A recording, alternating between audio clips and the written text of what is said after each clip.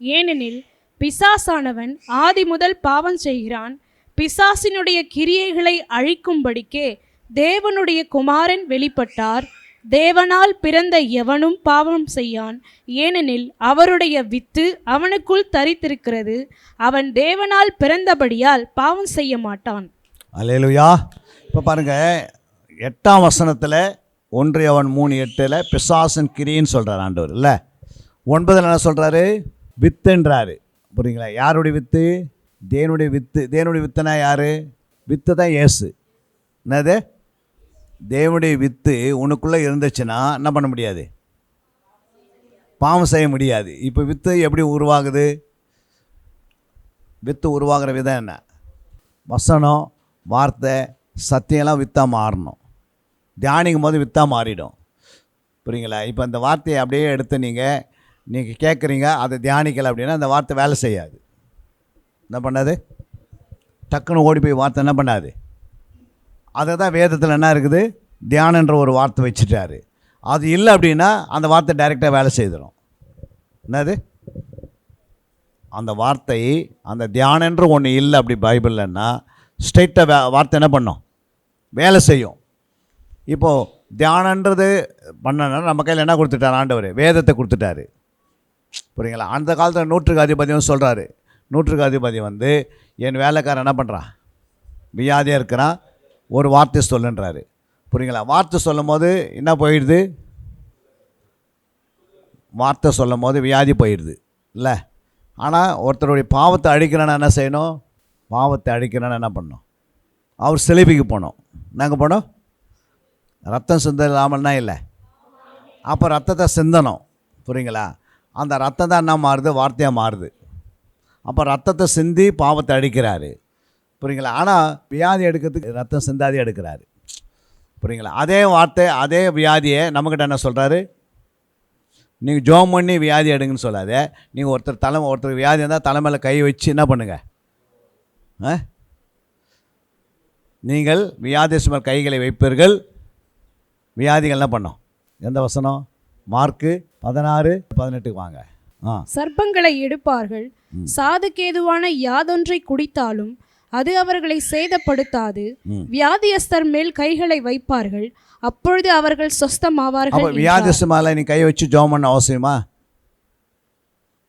வியாதிஸ்தர் மேல் கை வச்சு ஜெபம் பண்ணணுமா? பண்ணக்கூடாதா? ஆனால் இங்கே என்ன சொல்கிறாரு? வியாதிஸ்தர் மேல் கைகளை வைப்பீர்கள், சொஸ்தமாவார்கள். அப்போ ஒருத்தர் வியாதிஸ்தர் மாதிரி நீங்கள் விசுவாசம் என்ன பண்ண போய் கை வைக்கணும். புரியுங்களா? ஏன் அப்படின்னா அந்த வியாதிக்கு அந்த வல்லமை எங்கேருந்து உன் கையிலேருந்து அந்த என்ன பண்ணுது? உன் கையில் அபிஷேகம் இருக்கும். புரியுங்களா? அது வேலை செய்யும். புரியுங்களா? இப்போ அதே அவங்களுக்குள்ளே பாவம் இருக்குதுன்னு வச்சுக்கோ, நீங்கள் மேலே கை வச்சா பாவம் போயிடுமா? பாவம் போகாது. இப்போ வசனத்தை பேசணும், சத்தியத்தை கற்றுக் கொடுக்கணும். அப்போ தான் என்ன பண்ணோம்? அவங்களை பாவ மன்னிப்பு உண்டாக்கி தரணும். புரியுங்களா? அப்போ பாவ மன்னிப்பு உண்டாகும் போது என்ன உண்டாகும்? அந்த பாவத்தினால அந்த வியாதியும் போயிடுது. ரெண்டுமே போயிடும். பாவத்தினால தான் வியாதி வருது. வியாதி பாவத்தை அழிச்சிட்டா. அப்போ இயேசு ரத்தம் எதுக்கு சிந்தினார்? பாவங்களை அழிப்பதற்கு. அப்போ அவர் பாவத்தை சிந்தும் போது அவர் என்ன பண்ணுறாரு? அந்த ரத்தத்துக்கு வல்லமை வந்துடுது. ஏன்னா அவர் உயிர்த்து எழுந்துடுறாரு. என்ன பண்ணுறாரு? அப்போ அந்த வார்த்தைக்கு ஜீவன் உண்டாயிடுது. அப்போ அந்த ஜீவனில் வார்த்தை ரத்தமாக மாறுது. அந்த வார்த்தை நம்ம இருதயத்தில் போய் ரத்தத்தில் கலக்குது. அப்போ நம்முடைய சுபாவம் அழியுது. நம்ம என்ன பண்ணுறோம்? பைபிளில் என்ன பண்ணுறோம்? சும்மா படிக்கிறேன் தவிர என்ன பண்ணுறதில்ல. அது வரைக்கும் மாற்றலை எந்த விதையும். இப்போ பார்த்தீங்கன்னா ஒரு வேர்க்கடலை ஒரு 10 வேர்க்கடலை எடுத்துன்னு காஞ்ச வேர்க்கடலை எடுத்துன்னு அதில் இருக்கிற அந்த விதையை எடுத்து ஒரு விளக்கில் போட்டு திரி வச்சு எரியுமா? எரியாது. என்ன பண்ணோம்? அப்புறம் அதை எண்ணெய் ஊற்றினா எரியுது. அப்போ அந்த விதைக்குள்ளே என்ன இருக்குது? அந்த விதைக்குள்ளே எண்ணெய் இருக்குது. எண்ணெய்க்குள்ளே என்ன இருக்குது? எரியிற தன்மை, வெளிச்சம் இருக்குது, ஒளி இருக்குது, பிரகாசிக்குது. அந்த எண்ணெயில் அந்த விதையில் என்ன இருக்குது? அடுத்தது உஷ்ணம் இருக்குது. கையை வச்சு என்ன பண்ண முடியாது? வேர்க்கடலை கையில் எடுத்துக்கலாம். ஆனால் நீங்கள் வேர்க்கடலை எண்ணெயை மாற்றி நீங்கள் விளக்கில் ஊற்றிட்டு கையை எடுத்து வச்சா என்ன ஆகும்? அப்போ வேர்க்கடலுக்குள்ளே அவ்வளோ வல்லம் இருக்குது. சாதாரண ஆண்டவர் படைத்த வார்த்தையிலேருந்து ஒரு வேர்க்கடலை உண்டாக்குறாரு. வேர்க்கடலைக்கு இவ்வளோ வல்லம் இருக்குதுன்னா அப்போ வார்த்தை எவ்வளோ வல்லம் இருக்கும்? அப்போ அந்த வார்த்தையை எடுத்து நம்ம இருதயத்தில் என்ன பண்ணுறதில்ல? சும்மா அந்த விதையை மாதிரி எடுத்து உள்ளே போட்டால் நம்ம வேலை செய்யாது. அப்போ இந்த வார்த்தையை எடுத்து உள்ளே வச்சு நம்ம தியானிக்கிறோம் பாருங்கள், சிந்திக்கிறோம் பாருங்கள், யோசிக்கிறோம் பாருங்கள், அதை நினைக்கிறோம் பாருங்கள். அப்போ தான் அந்த வார்த்தை என்ன செய்யுது? ஜீவனாக மாறுது. ரத்தத்தில் கலந்து சுபாவத்தை என்ன பண்ணிடுது? ரத்தத்தில் ஓடுற எல்லா சுபாவங்களையும் அதை அழிச்சிடும். என்ன செய்யும்? நீங்கள் வார்த்தையை எடுத்து தியானிக்க தியானிக்க தியானிக்க தியானிக்க உங்கள் வாழ்க்கை என்ன பண்ணுற மாற்றங்கள் வந்துனே இருக்கும். நீங்கள் அப்படியே வசனத்தை கேட்டுக்கினே இருந்துக்கினே தியானிக்கலை, ஆராயலை, எதுவும் செய்யலை அப்படின்னா என்ன பண்ணாது? உன் சுபாவம் அப்படியே தான் இருக்கும். ஆனால் நீயும் தடுமாறுவேன். அது ஜெபம் பண்ணிக்கு என்ன பண்ணிக்கிற? அடிக்கடி ஜெபம் பண்ணி என்ன பண்ணுறோம்? அந்த பிசாசு கிட்ட வராதபடி நம்ம சுற்றி வெயில் அடிச்சுக்கிறோம். ஜெபம் ஸ்டாப் ஆயிடுச்சுன்னா என்ன பண்ண முடியாது? பிசாசு தோண்டி விட்டுருவான் அந்த வேலையை, அவன் வேலை செய்திருவான். அப்போ நம்ம எப்படியாவது ஆண்டவரே என்னை காப்பாற்று இதே ஜெபம் தான் பண்ணுக்கணும் கடைசி வரைக்கும் இல்லை. அப்போ உனக்குள்ளே பிசாசின் கிரியை இருந்தால் அதை எப்படி அடிக்கணும்? ஆண்டுடைய வசனத்தை தியானிக்கும் போது அடியுது. அதுதான் ஆண்டு சொல்கிறாரு, வார்த்தை வித்தாக மாறுகிறது. உன் வித்துக்கும் அவளை வித்துக்கும் என்ன பண்ணுவேன்? பகை உண்டு. அப்போ எப்படி பகை உண்டாங்க? இப்போ நமக்குள்ளே இயேசு கிறிஸ்து வித்து வந்துட்டு பிறகு நம்ம பகையாயிடுறோம். பிசாசை பகைக்கிறோமா இல்லையா? சொல்லுங்கள். பகைக்கிறோம். ஏன் பகைக்கிறோம்? இப்போ இயேசுவின் வித்து உள்ளே வருது, புரியுங்களா? இயேசுனுடைய வித்து உள்ளே வர என்ன ஆகுது? அவனை பகைச்சினே இருக்கிறோம். அதே இயேசுவின் வித்து உள்ளே இல்லை அப்படின்னா என்ன பண்ணோம்? போய் பேசிடுவோம்.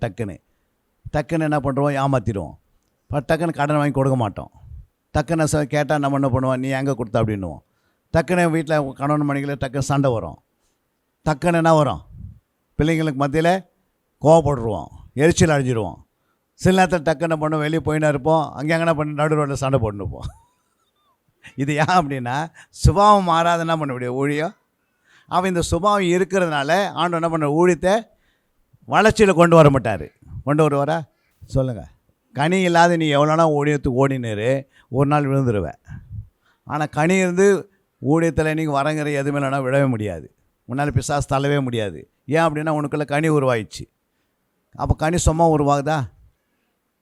வேதமே நம்ம கையில் இல்லை அப்படின்னா கனி ஆண்டவரே என் மேலே அன்பு ஊற்றுங்கன்னா ஊற்றிடுவார். புரியுங்களா? அன்பு உள்ளே உருவாங்கின பிறகு அன்பின் ஆவி ஊற்றுவார். புரியுங்களா? விதை போட்டிருக்கு தான் மழை பண்ணார். என்ன பண்ணுறார் ஆண்டவரே? விதை போட்டிருக்கு என்ன வருது? மழை வருது. அப்போ மழை என்ன செய்யுது? பூமியில் அதை நினச்சி விதையை முளைத்து எழுப்பி அது கனி கொடுக்க ஆரம்பிக்குது. புரியுங்களா? நம்ம மேலே நம்ம வெறுமையான இருதயத்தில் வெறுமையான ஆவியை ஊற்றி உன்னை பலப்படுத்த ஆண்டவர் நிரப்பா. நான் எப்படி நிரப்புவாரா? இயேசு இருக்கிறாரு. இயேசு மேலே ஆவியான என்ன பண்ணிட்டார்? முழுமையாக இறங்குறார். அதுக்கு என்ன காரணம்? இயேசுன் மேலே பரிசுத்தாவின் முழுமையாக இறங்கினார். என்ன காரணம் அதுக்கு?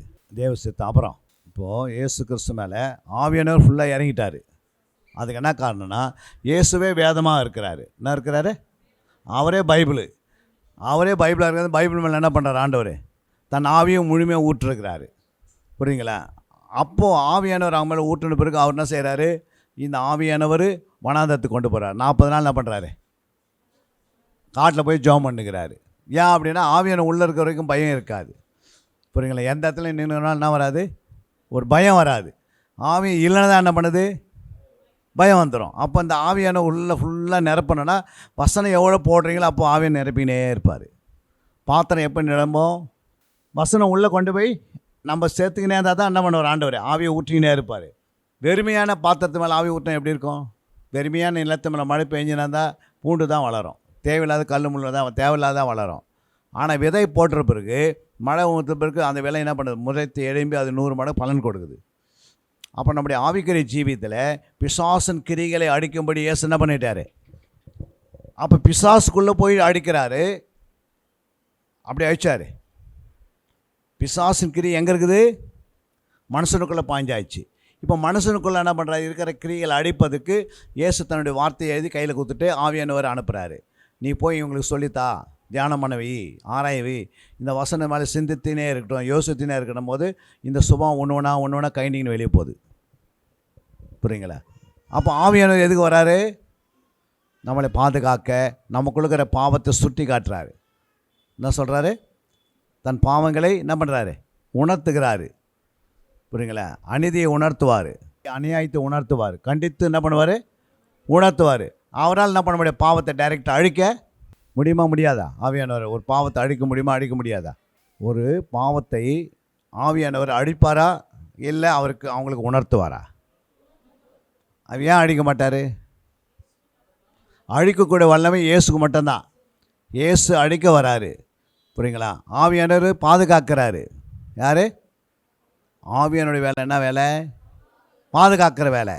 இயேசுடைய வேலை அழிக்கிற வேலை. அதுதான் அழிக்கல், ஆத்தல், காத்தல், அப்புறம் ஒன்று ஆக்கல், அடித்தல், காத்தல்.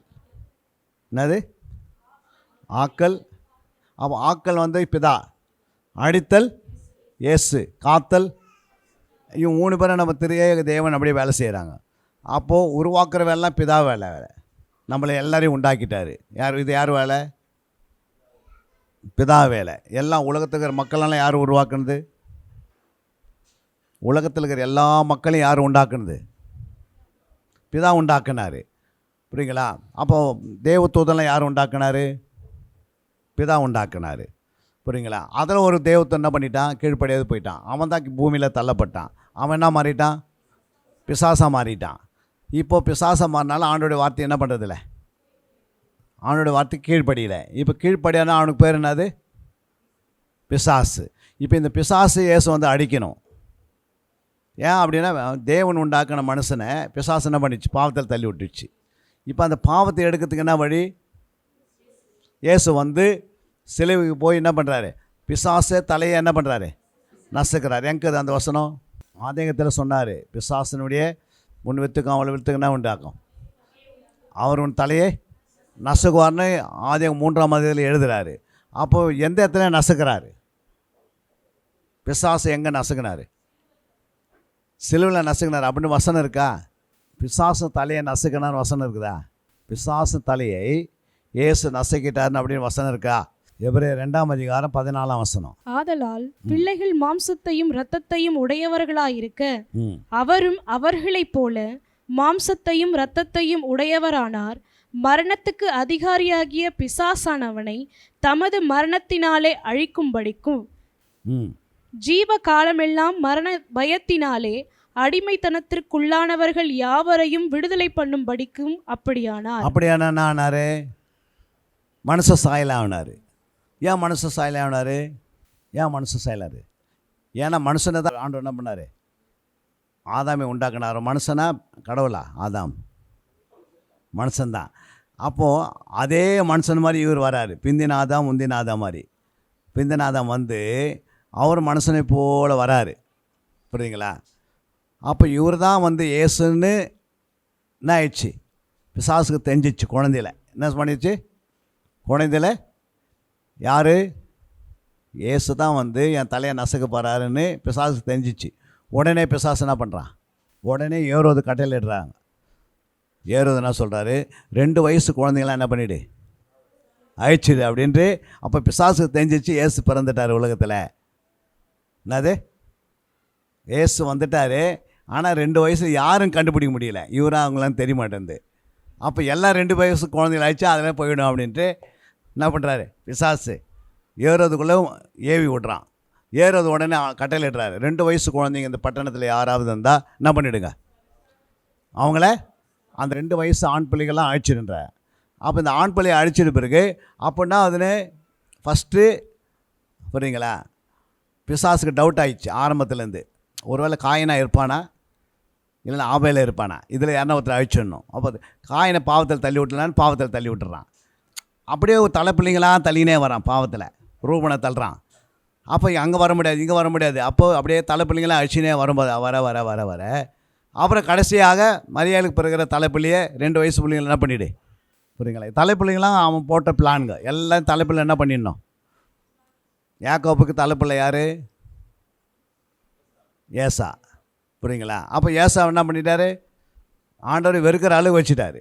அப்போ எல்லா தலைப்பிள்ளைங்களும் போட்டு தள்ளுவான், புரியுங்களா? இப்படியே வரும்போது இயேசு கிறிஸ்து பிறகும்போது இயேசு கிறிஸ்து தான் கடவுள்னு இவர் தான் அப்படின்னு சொல்லிட்டு பெரிய வேலை செய்கிறான். இப்போ 2 வயசு குழந்தைங்க எல்லாம் இருக்கிறாங்களோ எல்லாரையுமே என்ன பண்ணிவிடு.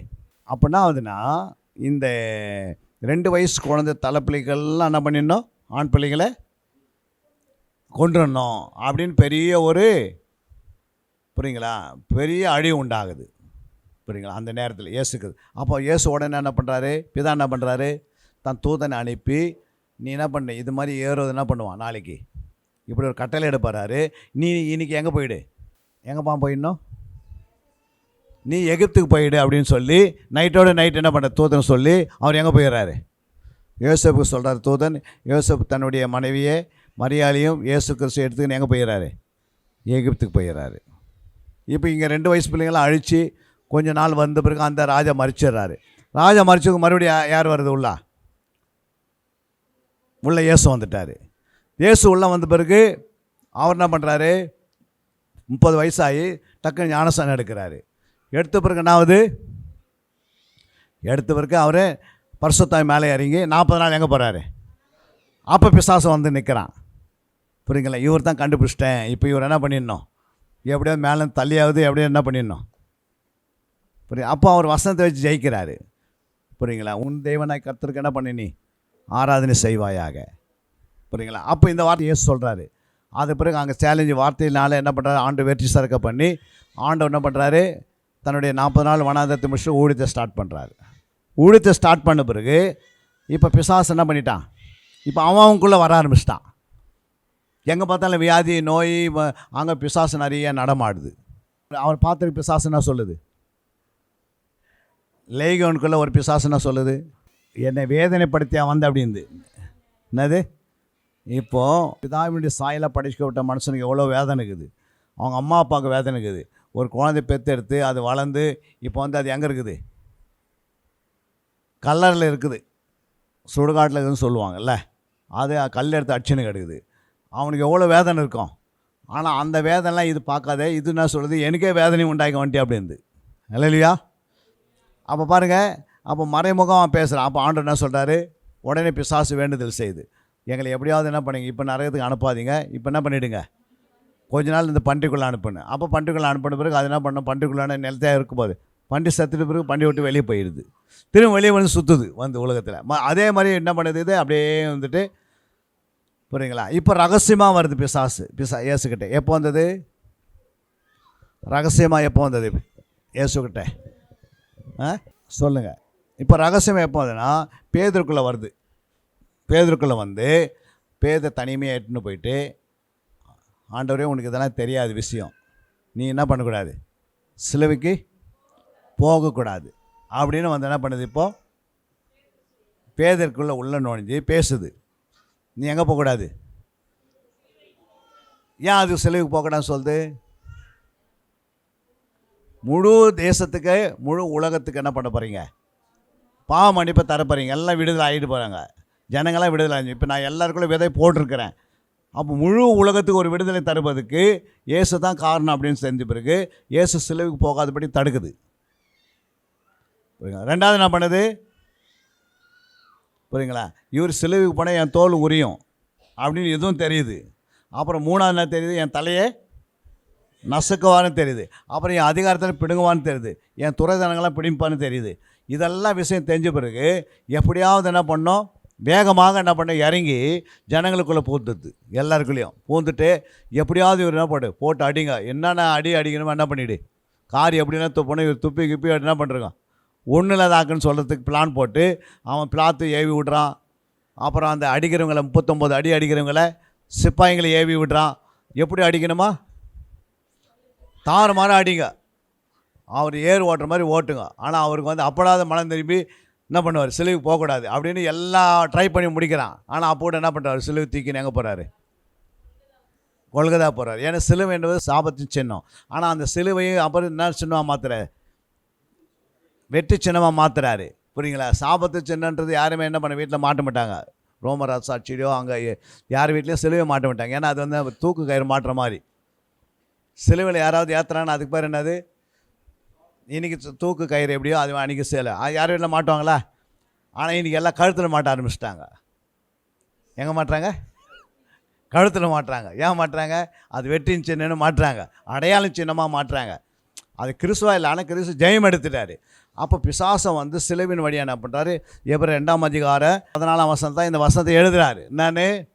ஆதலால் பிள்ளைகள் மாம்சத்தையும் இரத்தத்தையும் உடையவர்களாக இருக்க அவரும் அவர்களைப் போல மாம்சத்தையும் இரத்தத்தையும் உடையவரானார். அவர் என்ன பண்ணிட்டாரு? பிசாசு அழிப்பதுக்கு தலையை நசுக்கணுன்னா மனுஷனாக வந்து அப்போ அவர் அந்த வேலையை செய்து முடிச்சுட்டு போகிறாரு. புரியுங்களா? இப்போ அதே மனுஷன் நம்மளே என்ன பண்ணுறாரு? நம்மளே தெரிந்து கொண்டு இப்போ நம்ம மேலே அந்த அதிகாரத்தை கொடுத்து நீங்கள் என்ன பண்ணுங்க, அவனை 16:20 ரோமர் 16:20 நிறைவேற்றுகின்றாரு. சமாதானத்தின் தேவன் சீக்கிரமாய் சாத்தானை உங்கள் கால்களின் கீழே நசுக்கி போடுவார். நம்முடைய கர்த்தராகிய இயேசு கிறிஸ்துவினுடைய கிருபை உங்களுடனே கூட இருப்பதாக. அப்போ அங்கே 3:10 என்ன சொல்லுது? ஆதியாகமம் 3. உன் ஸ்திரீக்கும் உன் வித்துக்கும் அவள் வித்துக்கும் பகை உண்டாக்குவேன். அவர் உன் தலையை அவர் உன் தலையை நசுக்குவார், நீ அவர் குதிங்காலை நீ நசுக்குவாய் யாரு? என்றார். நம்ம என்ன பண்ணோம்? பிசாச நம்ம கொதி காலினால அது என்ன பண்ணோம்? ரோமர் 16:20 படி சொல்லுங்க. ரோமர் 16:20. சமாதானத்தின் தேவன் சீக்கிரமாய் சாத்தானை உங்கள் காலின் கீழே. யார் கால்கள் வரணும்? நான் தலையை நசுக்கிற வேலையை முடிச்சிட்டேன். இப்போ நீங்கள் என்ன பண்ணோம்? அவனை இருக்கிறத நசுக்கணும்னு சொல்கிறாரு. நம்ம என்ன பண்ணுறோம்? அவன் நம்மளை நசுக்கினுக்கிறான், நம்மளை ஓட விடுறான். அதுக்கு என்ன காரணம்? வேதம் தெரியல, வசனம் தெரியல, வேதத்தை தியானிக்க தெரியல, ஆராய தெரியல, அவனுடைய மெத்தட் தெரியல. அவன் எப்படி இந்த உலகத்தில் முழு வேதத்தை நீங்கள் இப்படி தேடி ஆராய்ந்து ஒரு வருஷம் 2 வருஷத்தில் நீங்கள் என்ன பண்ணியிருக்கணும்? நல்ல வேத வாக்கியங்களை நீங்கள் தேடி ஆராய்ந்து தியானித்தீங்கன்னா இந்த பிசாசுடைய தந்திரங்கள் அறிஞ்சிப்பீங்க. ஆண்டு ஏன் வந்தார் உலகத்துக்குன்னு, பிசாசு என்ன, எப்படி அவன் லைன் எப்படி எடுக்கிறான், ஆண்டோடைய லைன் எப்படி வருது, மனுஷனுடைய லைன் எப்படி வருதுன்னு என்ன பண்ண 3 லைன்லேயும் கண்டுபிடிச்சிடலாம். புரியுங்களா? அப்போது இதெல்லாம் எதுக்கு யோசித்து பார்க்கணும். அப்போது பாருங்கள், ஆண்டவர் ஒரு மக்கள் என்ன பண்ணுறாரு? தமக்காக தெரிந்து கொள்கிறாரு. யாரையே? ஆபிரகாமை தெரிந்து கொள்கிறாரு. ஆபிரகாமு கீழே ஈசாக்கை தெரிந்து கொள்கிறாரு. ஈசாக்கு கீழே யோகோபை தெரிந்து கொள்கிறாரு. யோகோபை தெரிந்து என்ன பண்ணுறாரு? 12 கோத்திரங்களை ரெடி பண்ணுறாரு. 12 கோத்திரத்தை ரெடி பண்ணி நான் யாருன்னு உலகத்தை காட்டுறாரு. அந்த 12 கோத்திரத்தில் என்ன பண்ணுறாரு? நிறைய பேர் எழுப்புறாரு. சிம்சோன் எழுப்புறாரு, தாவீது எழுப்புறாரு. புரியுங்களா? அப்போது உலக நாடுகளுக்கு என்ன செய்கிறாரு? தேவன் யாருன்னு ஃபஸ்ட்டு தேவன் என்ன பண்ணுறோம்? தேவன் யாரென்று தன் பிள்ளைகளை வச்சு வேலை செய்கிறாரு. கோலியாத் எவ்வளோ ஆயிட்டு, தாவீது எவ்வளோ இருக்கிறான்? சின்னவனாக இருக்கிறான். புரியுங்களா? அப்போது கல் எங்கே அடிக்கிறான்னு தெரியும். அவன் கவர்ந்து சுவைட்டு அடிக்கிறான். ஆனால் அந்த கல்லை கொண்டு போய் அடிக்கிற வேலை யாருடைய வேலை? தூதனுடைய வேலை. தூதன் கரெக்டாக எதுவுமே எங்கே அடிக்கணுமோ அங்கே என்ன பண்ணுவோம்? அந்த வேலையை செய்துரு. அல்லேலூயா. அப்போ இதெல்லாம் எதுக்கு? அப்போ தேவன் யாருன்னு படையேற்பில் காட்டுறாரு. அதே மாதிரி தேவனுடைய பிள்ளைகள் கீழ்ப்படியாதா? தேவனுடைய பிள்ளைகள் கீழ்ப்படியாதா என்ன பண்ணுறாரு? தேவன் தன்னுடைய பிள்ளைகளை கீழ்ப்படியலை, எது சொன்னாலும் கீழ்ப்படியலை. அப்போ சிட்சிக்கத்துக்கு யாரை பயன்படுத்துகிறாரு? தேவன் தன்னுடைய பிள்ளைகளை பழைய ஏற்பாட்டில் தேவன் தன்னுடைய பிள்ளைகளை அவங்க தேவனுக்கு கீழ்ப்படியலைன்னா ஆண்டவர் சிட்சிப்பதுக்கு எதை பயன்படுத்துகிறாரு? தீர்க்கதரிசி. வேறு ஆண்டவர் ஊரிக்காரு. வேறு யாராவது? ஆண்டவர் என்ன பண்ணுறாரு? தேவனுடைய பிள்ளைகளை சிட்சிப்பதற்கு இந்த மாதிரி என்ன பண்ணுறாரு? ஆண்டவரே நேபுகாத்து நேச்சர் வச்சுக்கிறாரு. பெரிய பல எதிரி ராஜாக்களை வச்சுக்கிறாரு. அவங்ககிட்ட அனுப்புனா அவங்க என்ன பண்ணுறாங்க? போட்டு தள்ள மனம் திரும்புகிறாங்க. மறுபடியும் எடுத்து வீட்டில் சேர்க்குறாரு பழைய ஏற்பாட்டில். அதே மாதிரி இங்கே புதிய ஏற்பாட்டில் ஆண்டோட வசனத்தை கீழ்ப்படியில், ஆண்டு சொன்ன வசனுக்கெல்லாம் பயப்படல, ஆண்டோட வசனம் படி வாழலைன்னா ஆண்டு என்ன பண்ணுறாரு? பிசாசுக்கிட்ட எடுத்து பயன்படுத்துவார். என்னென்னா அவங்களுக்கு வியாதி கொடு, நோயை கொடு, கொஞ்சம் காலில் என்ன பண்ணேன், 2 வீலர் போகும்போது கொஞ்சம் காலை அப்படியே என்ன பண்ணுறேன், கட் பண்ணுற வரைக்கும் வச்சுரு. அப்போ அந்த வலியை தாங்க முடியாத கொஞ்சம் கஷ்டப்படுவாங்க. அப்போ அதை சிச்சு பின்னால் மனம் திரும்புவாங்க. ஆண்டவர் பிசாசை வச்சு தான் பயன்படுத்த முடியும். புரியுங்களா? இப்போ பிசாசோட வேலை என்ன?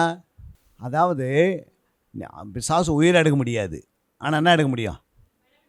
பலவீனப்படுத்த முடியும். அப்போ உன்னை பலவீனப்படுத்துவது ஜபம் ஸ்டார்ட் ஆகுது, ஜபம் பெருகுது, ஜபம் என்ன ஆகுது? வேகமாக வளருது. அப்போ பிசாசு வச்சுக்கினே உன்னை உருவாக்குற. சும்மா நான் இப்போ கிளாஸ் எடுத்த நான் சொல்கிறேன், நீ பைபிள் எடு, ஒரு அதிகத்தை எடு, நீ தைலம் எடுனா எடுக்க மாட்டீங்க. புரியுங்களா? அப்போ பிசாசு நான் தந்திரமாக ஒன்று அப்படி வச்சு சிரிச்சு ஒன்று பைபிள் எடுக்க வைப்பார். அப்படின்னா அதுனா நீங்கள் வேதத்தை கரெக்டாக படிக்கல. முறை இருக்குது, ஃபார்முலான்னு ஒன்று இருக்கும். என்ன இருக்குது? ஃபார்முலா எது கொடுக்குறாங்க? இல்லை, ஃபார்முலானா எதை குறிக்குது? இப்போ கணக்குக்கு ஒரு ஃபார்முலா இருக்கும். புரியுங்களா? இப்போ பெருக்கல் போட்டால் அதுக்கு என்ன பேர்? அது ஒரு பெருக்கல்ன்றது ஒரு ஃபார்முலா. அந்த பெருக்கலை போட்டுட்டு நீங்கள் 3 போடுறீங்க. அந்த பெருக்கலை கொஞ்சம் ஸ்ட்ரைட்டாக சுலோ மாதிரி போட்டால் என்ன ஆகிடுது? இப்படி போகிறதுக்கு நீங்கள் இப்படி போட்டிங்க, என்ன ஆகிடுது? இப்போ உனக்கு ஒருத்தர் ஒரு 9,000 ரூபாய் கொடுக்கணும். ஆனால் அங்கே ப்ளஸ் போட்டதுனால அது எவ்வளோ ஆயிடுச்சு? 6000. அப்போ 3000 உனக்கு மைனஸ் ஆகி கொடுத்தா எப்படி இருக்கும்? அப்போ அந்த ஃபார்முலா தப்பாக, அது மாதிரி வசனத்தை தப்பாக வாசிச்சிங்கன்னு தப்பாக இருந்தீங்கன்னா உனக்கு குறை உண்டாகினே இருக்கும். அதை கரெக்டாக அந்த ஃபார்முலா என்ன பண்ணுறோம்? தேடுனா என்ன அர்த்தம்? தேடுறது பெருக்கலா இல்லை அது ப்ளஸ்ஸா இல்லை டிவைடா? தேடுது வந்து ப்ளஸ்ஸு. ஜோடிகளை இணைக்கிற இடத்துல என்னது? ப்ளஸ்ஸு. அப்போது டிவைட் பண்ணுறதுக்கு என்ன சொல்லுவோம்? பகுத்து பிரித்து அப்படின்றாரு. என் வசனங்கள் என்ன பண்ணு? பகுத்து பிரித்து உன் ஜனங்களுக்கு என்ன பண்ணு? போதி அப்படின்றாரு. நம்ம பகுத்து பிரித்து போதிக்கணும். அப்போ பகுத்தனை எதை குறிக்கிறது? டிவைட். என்னது டிவைட் பண்ணுறது? என்னது? மூன்றாவது என்ன பண்ணுறோம்? பிரிக்கிறோம். அப்போ மூன்றாவது பிரிக்கிறதுக்கு பேர் தான் பகுத்து பிரின்றாரு. அப்போ வசனங்களை எங்கே பகுக்கணும், எங்கே தேடணும், எங்கே தியானிக்கணும், எங்கே ஆராயணும், எங்கே மல்டிப்ளை பண்ணலாம் வந்து என்ன பண்ணுறாரு ஆண்டவர்? 1 3 மாற்றி 3 7 மாற்றி 7 21 மாற்றுன்றாரு. என்னது? 1 3 மாற்றணும், 3 7 மாற்றணும், 7 21 மாற்றணும், 21 மறுபடியும் 3 மாறிடுது. 2 + 1 3, மறுபடியும் 3க்கே வந்துடும். அப்படின்னா என்ன அர்த்தம்னா ஆண்டவர் ஆதியில் என்ன பண்ணிட்டாரு? வானம் பூமி சமுத்திரம் என்ன பண்ணிட்டாரு? வானம் பூமி சமுத்திரத்தை என்ன பண்ணுறாரு? சிருஷ்டிக்கிறாரு. வானத்தில் 6 காரியம் உண்டாகுது, பூமியில் 6 காரியம், சமுத்திரத்தில் 6 காரியம் வைக்கிறார். எத்தனை? 6 + 1 எவ்வளவு? 7. சமுத்திரன்ற 1. சமுத்திரத்துக்குள்ளே மனுஷனுக்கு எத்தனை ஐட்டம் வச்சிருக்கிறார் உள்ள? ஒரு சமுத்திரத்துக்குள்ளே எத்தனை மனுஷனை எடுத்துக்கொள்வதுக்கு எத்தனை ஐட்டம் இருக்குது சமுத்திரத்தில்? சமுத்திரம் பார்த்துருக்குறீங்களா? சமுத்திரத்தில் நீங்கள் பார்த்தீங்கன்னா ஒரு சமுத்திரத்துக்குள்ளே 6 காரியம் இருக்கும். எத்தனை காரியம்? அதில் மிக முக்கியமானது உப்பு. புரியுங்களா? அப்படி நீங்கள் ஒன்று என்ன பண்ணோம்? 2வது முத்து, 3வது தண்ணீர், ஃபில்டர் பண்ணி தண்ணீர் மினரல் வாட்டர் குடிக்கலாம். 3. அப்புறம் 4, ஒரு இடத்துல இன்னொருத்துக்கு போக முடியும். ஒரு நாட்டிலேருந்து இன்னொரு நாட்டுக்கு நான் எப்படி போக முடியும்? கப்பலில் போகலாம். 4. 5 எதுக்கு யூஸ் ஆகுது? தண்ணி. அதில் அந்த தண்ணிகளை மீன் வச்சுருக்கிறாரு. எப்போனாலும் நீங்கள் மழை போட்டால் மீன் வருது புசிக்கிறதுக்கு. அப்புறம் 6வது வந்து என்னன்னா இதே தண்ணியை மழையாக வர வைக்கிறாரு. மேலே போய் மறுபடியும் கீழே வருது. மேலே போகும்போது உப்பு தண்ணியாக போய் கீழே வரும்போது எப்படி வருது? மினரல் வாட்டராக வெளியே வருது, டிஸ்டில் வாட்டராக வெளியே வருது. அப்போ 6 தன்மை வச்சுருக்கிறாரு. இது பைபிள் எழுதி வச்சுருக்கிறாரு, நம்ம எதுவும் பார்க்குறதில்ல. அப்போ ஒன்று கீழே நீங்கள் போய் கண்டுபிடிக்கணும். சந்தோஷத்துக்கு கீழே உள்ளே போய் 6 சந்தோஷம் எங்கேருந்து முளைத்து எடும்புது? அதிக சந்தோஷம், நிறைவான சந்தோஷம் அப்படின்னு நீங்கள் என்ன பண்ணோம்? அப்படியே தேடி கண்டுபிடிக்கணும். நம்ம என்ன பண்ணுறோம்? எந்த சந்தோஷம் கண்டுபிடிக்கிறதில்ல. அப்படியே அந்த ஒன்று வச்சுக்கினே காலத்தை ஓட்டுறோம் இல்லை? அப்போ பூமியில் 6 காரியம் இருக்குது.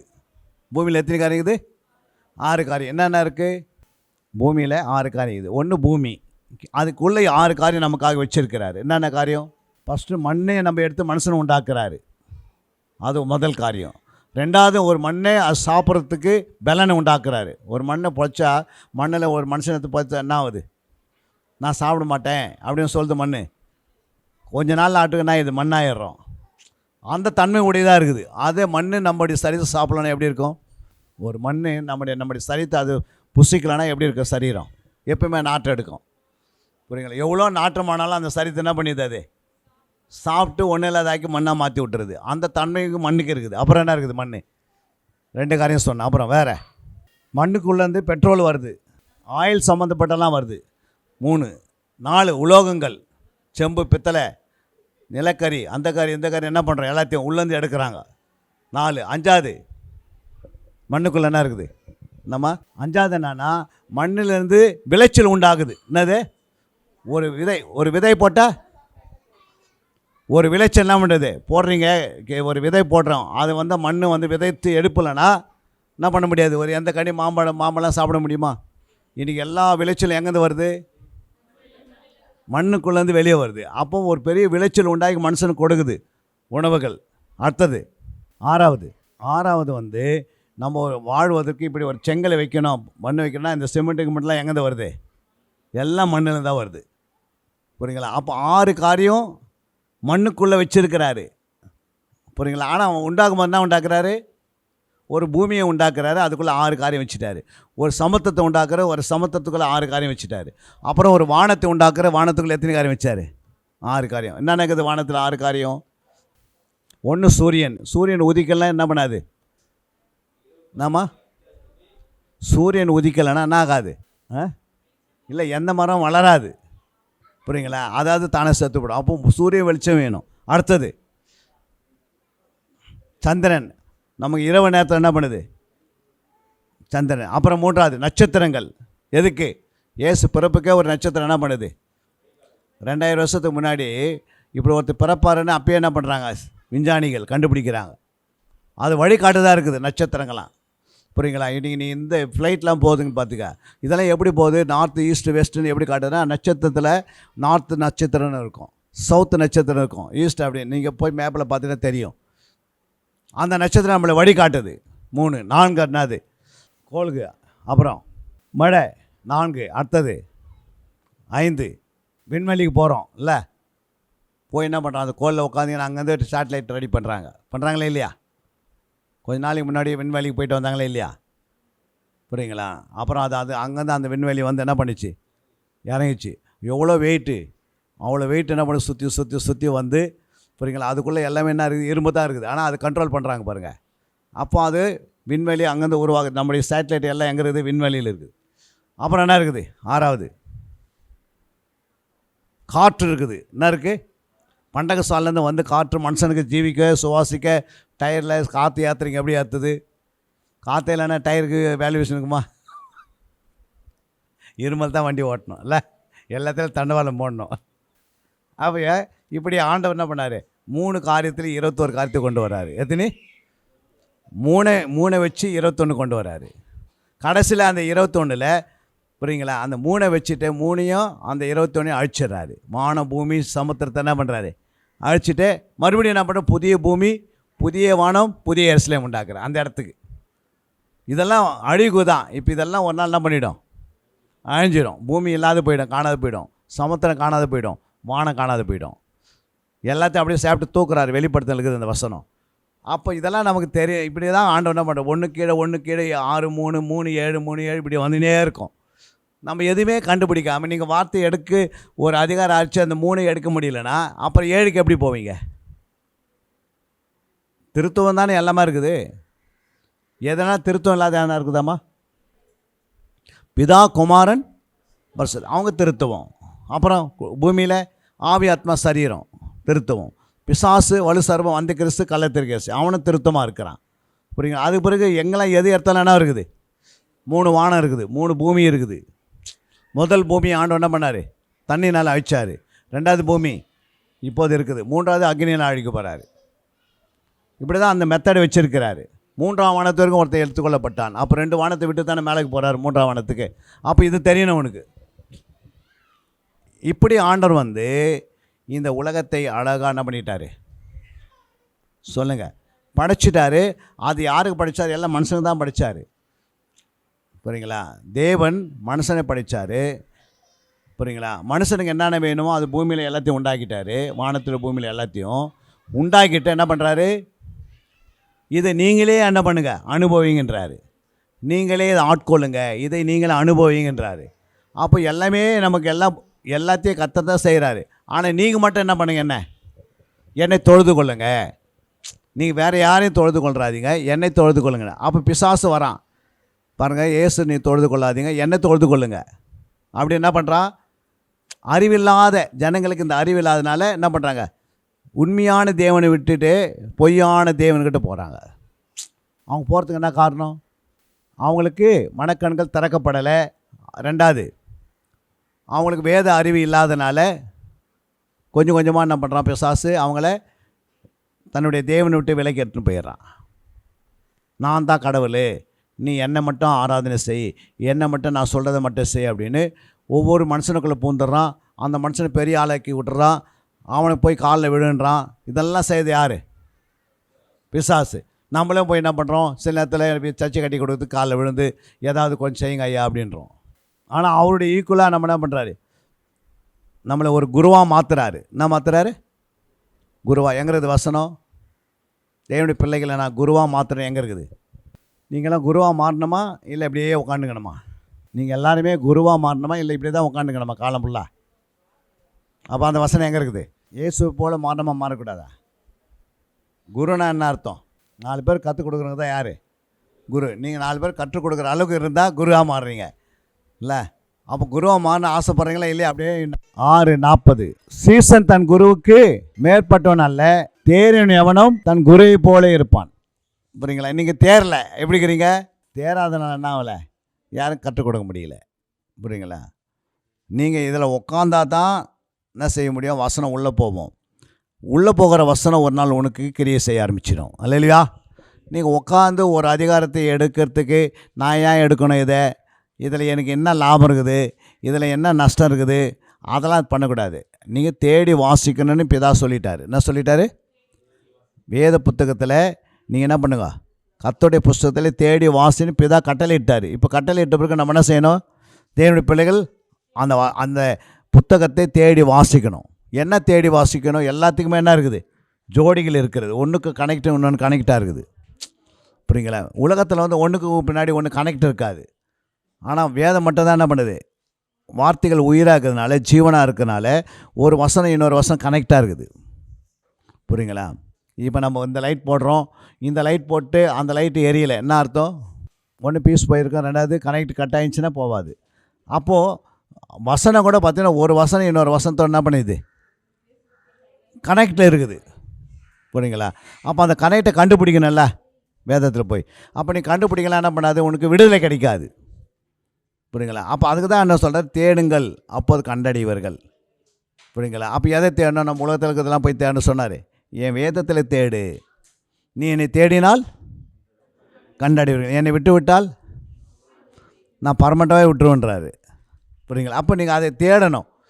ஆண்டவர் எப்படி அறினா வார்த்தையாக இருக்கிறாரு. இப்போ நான் பேசுனதை நீங்கள் கேட்குறீங்க இல்லை? நான் கம்முன்னு உட்காந்தா என்ன பண்ண முடியாது? நீங்கள் எதையும் கேட்க முடியாது. நான் சொன்னதெல்லாம் புரிஞ்சிருக்காது. அப்போ நான் பேசுறதுனால அதுமாதிரி ஆண்டவர் பேசி எழுதி முதலே வச்சிட்டாரு. இப்போ அதுக்குள்ளே ரகசியம் இருக்குது. ஆவியானவர் என்ன பண்ணுறாரு? நமக்குள்ளே வந்து அது வித்தியாசமாக என்ன பண்ணுறாரு? எடுத்து அதுக்குள்ளே சாரம்சலாம் கொடுக்குறாரு. அப்போ நீங்கள் அப்படி வேத வாக்கியங்கள் எடுத்து தினந்தோறும் உங்கள் வாழ்க்கையில் ஆரம்ப கஷ்டமாக தான் இருக்கும். புரியுங்களா? எல்லாமே எப்படி இருக்கும்? ஒரு சைக்கிள் ஃபஸ்ட்டு எடுத்துருக்கு ஓட்டணுன்னா எப்படி இருக்கும்? ஃபஸ்ட்டு நீங்கள் ஓட்டணுன்னா கஷ்டமாக இருக்கும். புரியுங்களா? ஆரம்பத்தில் நீங்கள் எந்த வேலையை செய்தாலும் உனக்கு என்ன இருக்கும்? கஷ்டமாக இருக்கும். ஆனால் அது பழக என்ன ஆகுது? அதில் பயிற்சி எடுக்க அது உங்களுக்கு லகுவாக மாறுது. புரியுங்களா? சில வார்த்தை நம்ம வாயில் வராது. அது ப்ராக்டிஸ் எத்தினா தான் ஆவியன் உனக்கு உதவி செய்வார். சில காரியம் உனக்கு தெரியாது, அதை ப்ராக்டிஸ் ஆகத்தான் அதனை கொடுத்து அர்த்தங்களை புரிய வைப்பார். அப்போ நம்ம முயற்சி இல்லைன்னா பயிற்சி இல்லை, பயிற்சி இல்லைன்னா முதிர்ச்சி இல்லைன்னா பூரணம் இல்லை. அல்லையா? அப்போ பயிற்சி எடுத்தால் தான் முயற்சி வரும். இல்லை முயற்சி எடுத்து பயிற்சி எடுத்து என்ன பண்ணணும்? முதிர்ச்சிக்கு வரணும், பூரணத்துக்குள்ளே வரணும். அப்போ இதெல்லாம் நீங்கள் வந்து ஒரே நாளில் நடக்காது. இதுக்காக நம்ம தியாகம் பண்ணணும், கொஞ்சம் டைம் ஒதுக்கணும். இதுக்காக என்ன பண்ணணும்? உட்காரணும். 2 ஹவர் 3 ஹவர் பைபிள் எடுத்துகிட்டு உட்காந்திங்கன்னு யாருக்கு என்ன பண்ணக்கூடாது? யாருமே அந்த டைமில் உட்காந்து டிவி பார்த்தீங்கன்னா அது பார்த்தீங்கன்னா எடுக்க முடியாது. நீங்கள் தேவ சமூகத்தில் உட்காந்து எல்லாத்தையும் ஆஃப் பண்ணிவிட்டு கம்முன்னு உட்காந்துட்டு ஒரு அதிகாரத்தை முன்னாடி பின்னாடி வாஸ்து தனித்தனியாக பிரித்து எடுத்துனே வாங்க. அப்படியே எடுத்துனே வந்தீங்கன்னா இப்போ பாருங்கள், அந்த நீதிமொழிகள் 15ஆம் அதிகாரம், இன்னைக்குன்னா டேட்டு 15 நீங்கள் வாசித்து பாருங்கள். மெதுவான பிரதியுத்திரம் உக்கிரத்தை மாற்றும், கடுஞ்சொற்கள் கோபத்தை எழுப்பும். ஞானிகளின் நாவு அறிவை உபயோகப்படுத்தும். பாருங்க, ஞானிகளினுடைய நாவு என்ன செய்யுமா? அறிவை உபயோகப்படுத்தும். அறிவை வந்து என்ன பண்ணோம்? உபயோகப்படுத்தும். இப்போ நான் ஞானியாக உட்காந்தேன்னா உங்களுக்கு அறிவை என்ன பண்ணுறேன்? உபயோகப்படுத்தினே இருப்பேன். புரியுங்களா? அப்போயும் ஞானன்றது எப்படி? ஒரு எறும்புக்கிட்ட போய் என்ன கற்றுக்கோ? ஞானத்தை கற்றுக்கோ. அது என்ன பண்ணுது? யாருமே இல்லை, அதனால் அது என்ன பண்ண? அது வேலையை கரெக்டாக செய்து முடிக்குது. அதுபோல் இந்த ஞானம் வந்து உனக்குள்ளே இருந்துச்சுன்னா அந்த அறிவை நீ வந்து எல்லாருக்கும் என்ன பண்ணிப்பேன்? அறிவு சொல்லித்தருவேன், அறிவு உபயோகப்படுத்தினே இருப்பேன். அடுத்தது, மூடரின் வாயோ புத்தி இனத்தை கக்கும். கர்த்தரின் கண்கள் எவ்விடத்திலும் இருந்து நல்லோரையும் தீயோரையும் நோக்கி பார்க்கிறது. ஆரோக்கியமுள்ள நாவு ஜீவ விருட்சம், நாவின் மாறுபாடோ ஆவியை நொறுக்கும். மூடன் தன் தகப்பன் புத்தியை அலட்சியம் பண்ணுகிறான், கடிந்து கொள்ளுதலை கவனித்து நடக்கிறவனோ விவேகி. நீதிமானுடைய வீட்டில் அதிக பொக்கிஷம் உண்டு, துன்மார்க்கருடைய வருமானத்திலோ துன்பம் உண்டு. ஞானிகளின் உதடுகள் அறிவை இறைக்கும். பாருங்க, இங்க என்ன சொல்றாரு, அங்க என்ன சொன்னாரு? ஞானியுடைய நாவு அறிவை உபயோகப்படுத்தும். இங்க என்ன சொல்றாரு? ஞானிகளுடைய உதடு அறிவை இறைக்குமா. புரியுங்களா? ஞானம்தான் அறிவு இறைச்சினே இருக்கலாம். ஞானமே உனக்கிட்ட இல்லைன்னா என்ன பண்ண, அறிவை இறைக்க முடியாது. அடுத்தது, மூடரின் இருதயமோ அப்படி அல்ல.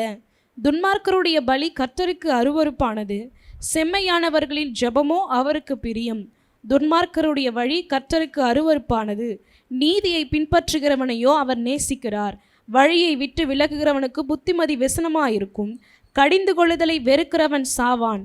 பாதாளமும் அழிவும் கர்த்தரின் பாதைக்கு பிரதிட்சியமாயிருக்க, மனுப்புத்திரருடைய இருதயம் அதிக பிரதிட்சியமாயிருக்கும் அல்லவோ. பரியாசக்காரன் தன்னை கடிந்து கொள்ளுகிறவனை நேசியான், ஞானவான்களிடத்தில் போகவும் மாட்டான். மனமகிழ்ச்சி முகமலர்ச்சியை தரும், மனோதுக்கத்தினாலே ஆவி முறிந்து போம். புத்திமானுடைய மனம் அறிவை தேடும். அப்போ புத்திமான் என்ன பண்ணுவான்? அறிவை தேடுவாங்க. இப்போ அறிவு யாருக்கிட்ட இருக்குது? இல்லை, ஞானவான் கிட்டக்குது. ஞானவான் அறிவை இறைப்பானா, அப்புறம் உபயோகப்படுத்துவானா. அப்போ அந்த ஞானை தேடி தேடி என்ன பண்ணுவான்? புத்திமான் என்ன பண்ணுவான்? போய் எப்படியாவது என்ன பண்ண கற்றுக்கணும். அந்த புத்திமானு கற்றுக்கிறான். அல்லேலூயா. அப்போ நீ புத்திமானாக இருந்தால் அந்த நேரத்தை வீண் பண்ண மாட்டேன். புரியுங்களா? இப்போ இன்றைக்கி நிறைய காரியங்கள் அவன்கிட்ட பேசுகிறேன் வச்சுக்கோ. ஒரு கிளாஸ் ஆப்சண்ட் ஆனால் ஆகுது, அப்போ ஒன்று மைனஸ் ஆகினே இருக்கும் கொஞ்சம் கொஞ்சமாக.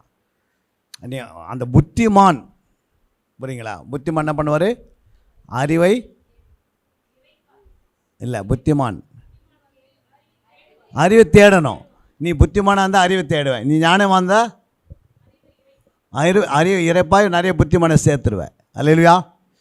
அப்போ ஞானவானம் ஆகாத வரைக்கும் என்ன பண்ணோம் சொல்லுங்கம்மா? அதுதான் வாசிக்காங்க 1:28 கொலோசியர். எந்த மனுஷனையும் கிறிஸ்து இயேசுவுக்குள் தேறினவனாக நிறுத்தும்படிக்கு அவரையே நாங்கள் அறிவித்து, எந்த மனுஷனுக்கும் புத்தி சொல்லி, எந்த மனுஷனுக்கும் எல்லா ஞானத்தோடும் உபதேசம் பண்ணுகிறோம். அல்லேலூயா. அப்போ பாருங்க, புத்தி ஞானத்துக்கு எல்லாருக்கும் என்ன பண்ணுவேன்? நான் ஆலோசனை கொடுப்பேன், புத்தி சொல்லுவேன், உபதேசம் பண்ணுவேன். யார் பண்ணுறது? எந்த மனுஷன் அது என்ன பண்ணுவேன்? நான் தேறினா என்ன பண்ணுவேன் சொல்லுங்கம்மா? எந்த மனுஷனையும் தேறினவா நிறுத்தும்படிக்கு அவரையே நாங்கள் அறிவிப்போம். இயேசுவை தவிர எதுவும் நம்ம என்ன பண்ண லெஃப்ட் ரைட்டு ஓட வேண்டிய அவசியமே கிடையாது. அதனால தான் மைய வார்த்தையில் இயேசுவே குறிக்கும். அப்போ அவரையே அறிவித்தாதான் அவரை போல நீ உருவாகுவேன். புரியுங்களா? நான் தேவையில்லாத ஆட்கள்லாம் பேர் சொல்லி நாங்கள் உருவாக்கணும், அவங்கள போய் மாறிடுவீங்க. என்னையும் நான் சொல்லக்கூடாது, ஆண்டவர் மட்டும் சொல்லி அவரை போல உருவாக்கணும், அவரையே அறிவிக்கணும். அப்போ நீ ஒரு நல்ல ஞானவானாக, புத்திமானாக, நல்ல ஒரு அறிவாளியாக உருவாக்கப்பட்டனா, அது பிறகு கனிகள்லாம் வேகமாக வளர ஆரம்பிக்குது, ஸ்டாண்டர்டு உருவாக்குது, பணம் பொருள்லாம் கையில் கிடைக்க ஆரம்பிக்குது, கர்த்தரை கொடுக்க ஆரம்பிச்சிடறாரு. அப்புறம் உன்னுடைய வாழ்க்கையில் என்ன பண்ணுவீங்க? முதிர்ச்சி உண்டாகும். உன்னை கொண்டு ஆண்டவர் நிறைய இடத்துல பயன்படுத்துவார். ஏன்னா அவருக்கு என்ன வேணும்? நீ வளர்ந்துட்டுன்னா என்ன பண்ணுவார்? ஒரு ஞானவனாயிட்ட என்ன பண்ண முடியாது? உன்னை வீணான காரியங்களை அனுப்ப மாட்டார், கரெக்டான அந்த வேலையிலேயே முடிப்பார். உனக்குள்ள ஏதும் குறைவாக இருக்கிறதுனால நாம் அலைந்து திரியிறோம். புரியுதுங்களா? ஆனால் ஞானம் ஃபுல்லாக வந்துச்சுன்னா கர்த்தர் உன்னை எடுத்து பயன்படுத்துவார். புரியுங்களா? அப்போ உன் வாழ்க்கை எப்படி இருக்கும் சொல்லுங்கள்? உன் வாழ்க்கை எப்படி இருக்கும்? நீ ஒரு ஞானவான ஆகிட்டா உன் வாழ்க்கை எப்படிமா இருக்கும்? ஒரு பட்டணத்தில் ஒரு ஏழை மனுஷன் தான். புரியுங்களா? அந்த மனுஷனுக்குள்ளே ஞானம் மிகுதியாக இருந்தது. அவன் என்ன செய்தானா? ஒரு பட்டணத்தில் ஒரு ஏழை மனுஷன் தான், அவனுக்குள்ளே மிகுதியான ஞானம் இருந்தது. அந்த மனுஷன் என்ன செய்தான்? அந்த பட்டணத்தை அப்படின்னு வசனம் இருக்குது பைபிளில். அப்போ உனக்கு அந்த பர்சன் படிச்சிருப்பீங்க. ஏன் அது வரலன்னா, அதை தியானிக்காதனால உனக்கு மனசில் வராது. படிச்சிருந்தா கூட வராது, தியானத்தான் தான் வந்துடும். ரிப்பீட் பண்ணுவார். ஆவியனை எடுத்து மதிலும் போய் கொடுத்துருவார். ஆவியன் என்ன பண்ணுவார்? நீ ஏற்கனவே அதுக்குள்ளே போய் வந்ததுனால அந்த காரியத்தை எடுத்து காட்டுவார். இல்லைனா நீங்கள் அந்த இடத்துக்கு போகலாம் காட்டுவார, காட்டினாலும் உனக்கு தப்பாக தெரியும். அதனால தான் நீ பார்க்காத ஒன்று காட்ட மாட்டார் ஆவியானவர். நீ ஏற்கனவே அதுக்குள்ளே என்ன பண்ணியிருக்க போயிருந்தால் தான் அந்த வசனத்தை காட்டுவார். இல்லைனா அது புரியாதுல்ல. அதை நீ புரிஞ்சுக்கின்னா அது உனக்கு தேற்றிக்கினே இருக்கும். உன் மனசில் பலவீனப்படும் போதில் அந்த வசனம் உன்னை தேற்றும், உன்னை காக்கும், உன்னை வழிநடத்தும், உன்னை உதவி செய்யும், உன்னை விடுதலாக்கும். அந்த வசனம் உனக்கு என்ன பண்ணுவாங்க, பிழைப்பு கொண்டு வரும். நீ அது ஒரு வசனத்தை சொல்லுவோம். ஒரு அம்மா என்ன பண்ணுவாங்க, நடக்க முடியாது போயிட்டு இருப்பாங்க, கை காலெலாம் நல்லாயிடும். நீங்கள் ஒரு வசனம் சொல்லி ஜெபம் பண்ணால் போதும். புரியுங்களா? அப்போ இந்த வசனம் அவர் என்ன சொல்கிறாரு, ஒரு பட்டணத்தில் ஒரு ஏழை மனுஷன் இருந்தான். அவன் ஞானவானாக இருந்தான். புரியுங்களா? அவன் அந்த பட்டணத்தை என்ன பண்ணிட்டாரா, விடுவிச்சிட்டாரான். ஆனால் அந்த மனுஷனே, அந்த ஏழை மனுஷன் யாரும் என்ன பண்ணல, எல்லாம் மறந்துட்டாங்களாம். அந்த ஏழை மனுஷன் யாருன்னு கேட்டு அவர் உதவியும் செய்யலையா. அதுதான் ஆண்டவராக இயேசு கிறிஸ்து சொல்கிறார். அந்த தேசத்தை அவர் விடுவிக்கிறார். அல்லேலூயா. அவர் தான் ஞானவான். புரியுங்களா? எல்லாம் அவர் அற்பமாக நினச்சாங்க, ஆனால் அந்த பட்டணத்தை விடுவிக்கிறார். அல்லேலூயா. அப்போ இதெல்லாம் ஏன் சொல்ல வருது, பிரசங்கள் எழுதப்பட்டிருக்கிறது. அப்போ ஒரு ஞானம் இருந்தால் எவ்வளோ வேலை செய்யுது. ஞானம் உனக்குள்ளே இருக்குது. அப்போ கர்த்தருக்கு பயப்படுதல் தானாக வந்துடும். ஞானமே இல்லைன்னா கர்த்தருக்கு பயப்படுதல் வராது. நான் ஏன் கர்த்தருக்கு பயப்படணும் அப்படின்ட்டு என்ன பண்ணுவோம், நம்ம ஏதாவது ஒரு லூப் லைனில் போயிட்டே இருப்போம். அப்போ இந்த ஞானம் சும்மா வருமா? வேதத்தை நீங்கள் எடுக்க எடுக்க வளர வளர தேர்ச்சி பெற நல்ல ஒரு சிறந்த ஞானவனாக மாறுற. அல்லேலூயா. பழைய ஏற்பாட்டில் சாலமோனுக்கு ஆண்டவர் டைரெக்டாக ஞானத்தை கொடுத்தாரு. அது தேவ ஞானம் எப்படி கொடுத்தாரு, அவன் ஒரு ராஜரிகம் செய்வதா, அந்த ராஜரிகத்தில் அவனுடைய அந்த ராஜரிகத்தை சரியாக நடத்தணுன்னா அதுக்கு ஒரு ஞானம். ஆனால் இப்போ நமக்குள்ள ஞானம் எதுக்கு, நமக்கு எதுக்குமா ஞானம்? ஏசு என்ன சொல்கிறாரு, லூக்கா 2:52 இயேசுவானவர் ஞானத்திலும் வளர்த்தியிலும் தேவ கிருபையிலும் மனுஷர் தயவிலும் அதிகமாய் விருத்தியடைந்தார். அப்போ இயேசு ஆனவர் என்ன பண்ண, ஃபஸ்ட்டு எதில் வளர்றாரு, ஞானத்தில் வளர்றாரு. ஏன் ஞானம் வருதுன்னா, எவன் கேள்வி கேட்டாலும் பதில் சொல்ல முடியும். எந்த இடத்துல கேள்வி கேட்டாலும் என்ன பண்ண முடியும், நீ பதில் சொல்லலாம். அப்போ ஞானத்தில் அவர் என்ன பண்ணார், வளர்ந்தார். புரியுங்களா? 30 வருஷம் அவர் வீட்டில் சும்மா உட்காந்து தூங்கி இருப்பார். நல்ல ஞானத்தில் வளர்ந்து அவர் நல்ல மெச்சூரிட்டி ஆன பிறகு அவர் ஊழியம் செய்ய ஆரம்பிக்கிறார். புரியுங்களா? அப்போ யார் என்ன கேட்பாங்கன்னு அவருக்கு என்ன பண்ணுது, புரியுங்களா? அந்த ஞானவானுக்கு எல்லாமே தெரியுமா? புரியுங்களா? ஒரு காரியத்தை செவியாக செய்வதற்கு ஞானமே பிரதானம்.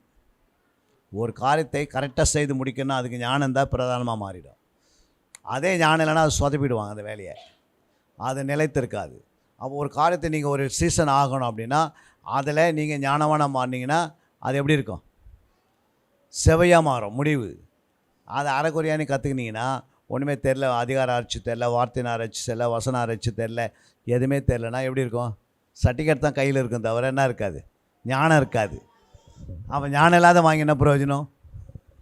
திரும்ப இன்னொரு கிளாஸுக்கு ஓடுவீங்க, திரும்ப அங்கே போய் கொண்டாலும் அப்படி இப்படி அனுப்புறதுக்கு என்ன ஆகும், ஆரம்பம் கொஞ்சம் அப்படியே கற்றுக்கலாம் எண்ணம் வரும். போக போக என்ன ஆகுது, கொஞ்சம் நம்ம சோறு வந்துடுது, நான் கற்றுக்க நான் என்ன பண்ண போகிறேன் அப்படின்னுவாங்க. அப்படி உனக்குள்ளே பிசாசு பேசும், நீ கற்றுக்கிட்டாமா பண்ண போகிறீங்க, சும்மா அதுக்கு ஏன் ஓடுனுங்கிற அப்படின்வாங்க. இப்படியே உன்னை கொஞ்சம் கொஞ்சமாக வஞ்சித்து அதுக்குள்ளே போக தடுத்துருவான். நீங்கள் எடுக்கிற முயற்சி என்னன்னா, காலை முன்னாடி வச்சுட்டு பிறகு என்ன பண்ணோம், களைப்பின் மேல் கை வச்சிட்டிங்க, என்ன பண்ணோம், திரும்பி பார்க்கக்கூடாது. நம்ம என்ன பண்ணுறோம், அடிக்கடி திரும்பி பார்க்குறோம். அந்த வழிக்காரவை அங்கே போனால் நல்லா இருக்குமா, இந்த கிளாஸுக்கு போனால் நல்லா, அந்த வழி கொடிக்கு போனால், இப்படியே நம்ம சுற்றி என்ன பண்ணுறோம், நம்ம நேரத்தை வேஸ்ட் பண்ணிடுறோம். புரியுங்க? தேவையானது ஒன்று தான், தேவனுடைய பாதம். நீங்கள் பாதத்தில் உட்காராது நீங்கள் உருவாக முடியாது. புரியுங்களா? பவுல் கமாலின் பாதத்தில் உட்கார்ந்தார், மரியாள் இயேசுவின் பாதத்தில் உட்காந்தாங்க. நம்ம யார் பாதத்தில் உட்கார போகிறோம்? நீங்கள் யார் பாதத்தில் உட்கார போகிறீங்க? வேதத்துக்கு கீழே உட்காரணும். அல்லேலூயா. இந்த வேதம் நம்ம கையில் எழுதி கொடுத்துட்டாரு. அன்றைக்கி இயேசு டைரெக்டாக பேசுகிறாரு. அன்றைக்கி பைபிள் இல்லாத இயேசு உட்காந்து பேசினார். இன்றைக்கி பைபிள் நம்ம கையில் கொடுத்துட்டு பிறகு ஆவியானவர் பேசுகிறாரு. நீங்கள் ஆவியானவர் பேசும்போது நீங்கள் அதை உட்கொள்ளணும், அதை எடுத்துக்கொள்ளணும், அதுக்காக உட்காரணும், டைம் எடுக்கணும். இப்படியே வாழ்க்கையில் என்ன பண்ண, 24 மணி நேரத்தில் ஒரு 2 மணி நேரம் செப்பரேட்டாக நீங்கள் எடுத்து தனியாக போய் உட்காந்தாதான் உங்கள் வாழ்க்கையில் முன்னேற்றம் வரும். இல்லைன்னா உங்களுடைய வாழ்க்கை எப்படி இருக்கும், நம்ம இருக்கிறவனமாக இருப்போம், வாழ்க்கையில் முன்னேற்றம் இருக்காது. புரியுங்களா? நம்ம வாழ்க்கையில் எந்த காரியத்தை நம்ம அதிசயமாக பார்க்க முடியாது. வேதத்தினுடைய அறிவு, வேதத்தினுடைய ஞானம், வேதத்தினுடைய புத்தி வளரும் மொத்த கனியெல்லாம் வளர ஆரம்பிச்சிடும்.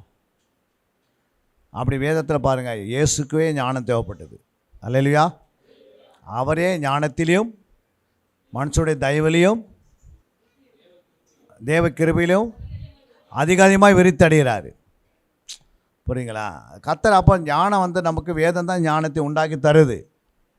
அதான் ஞானம் அறிவு என்ன பண்ணுமா? இறைக்கும். ஞானம் என்ன செய்யும்?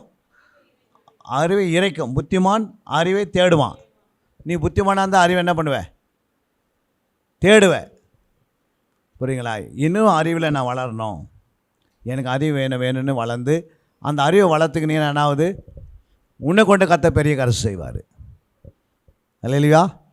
அப்போ இந்த அறிவுக்காக நம்ம வேத அறிவு இல்லை அப்படின்னா நம்மளால் என்ன பண்ண முடியாது? அடுத்த ஸ்டேஜுக்கு போக முடியாது. ஊழியம் செய்யலாம், உங்ககிட்ட ஒரு 10 ஆத்மா தருவார், அது வரைக்கும் கொண்டு போக முடியாது. ஏன் அப்படின்னா உனக்கிட்ட என்ன இல்லை? நிறைவானது வரும்போது, அப்போ நிறைவானது என்ன? நிறைவானது அன்பு. புரியுங்களா? அப்போ இந்த வார்த்தையை ஃபுல்லாக தேடி ஆராய்ந்து தியானித்தினா நிறைவான அன்பு வந்துடுது. அப்போ நிறைவானவர் வரும்போது குறைவானது ஒழிந்து போயிடும். புரியுங்களா? அன்பு, விசுவாசம், நம்பிக்கை, இதில் எது பெரியது?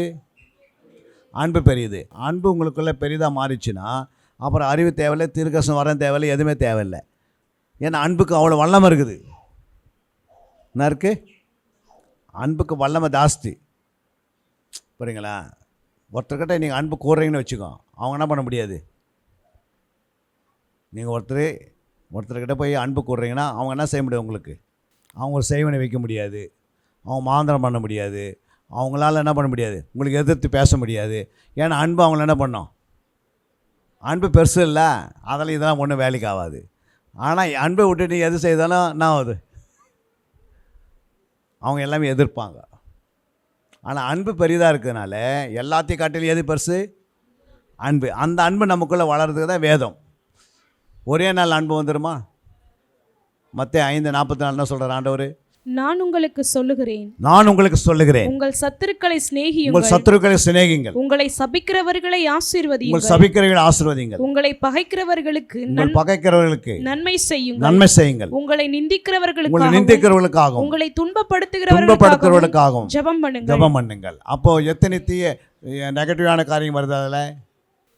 சொல்லுங்கள், எத்தனை நெகட்டிவான காரியம் அதில் இருக்குது?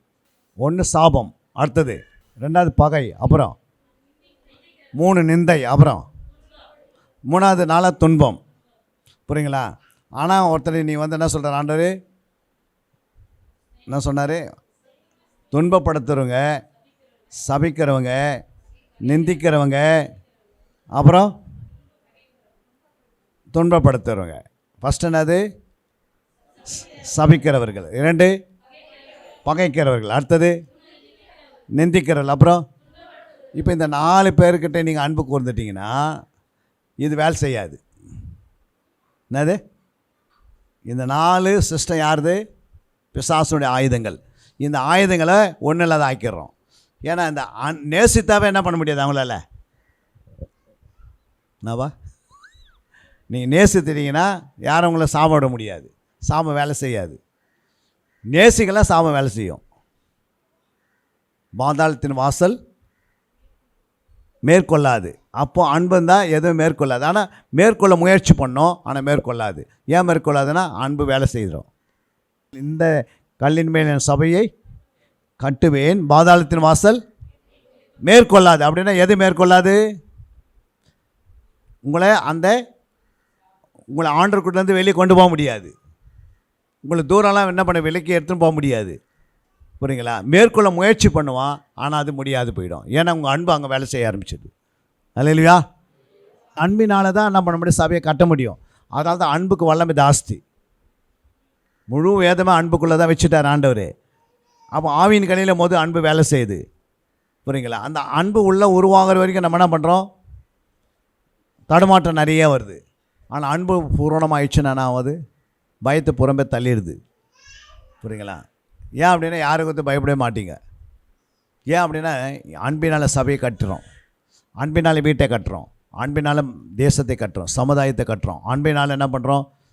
நம்ம போகிற இடத்துல அன்பு காட்டும் போது ஜனங்களுக்கு என்ன உண்டாகுது?